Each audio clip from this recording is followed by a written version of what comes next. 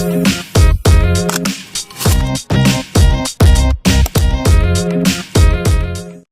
mo ba na maraming gustong kumita online pero hindi alam kung paano magsisimula? There are only two ways para gawin to. Ito ay ang pagiging reseller at affiliate. So, ang tanong naman natin ngayon, ano nga ba ang pinagkaiba ng reseller at affiliate? Unahin muna natin si reseller. Si reseller, siya mismo yung bumibili ng mga items o produkto na gusto niyang ibenta on hand. And si reseller din yung bahala na mag-inventory o magbilang ng mga stocks niya.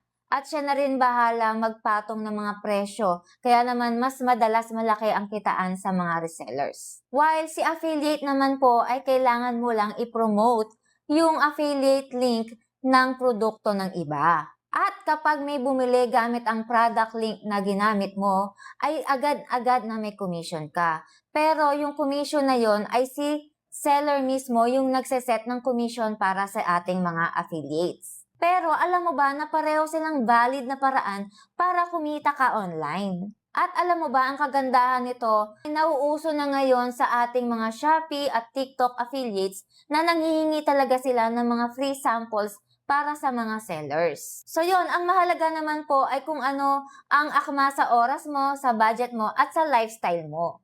At sa panahon ngayon, kahit cellphone at internet lang, may pagkakataon kang matuto ng bagong diskarte. Ikaw, ano ang gusto mong subukan kung magsisimula ka online? Reseller o affiliate? By the way, ako nga pala si Angel, your Pillow Queen, ready to serve you with peace, love, and comfort.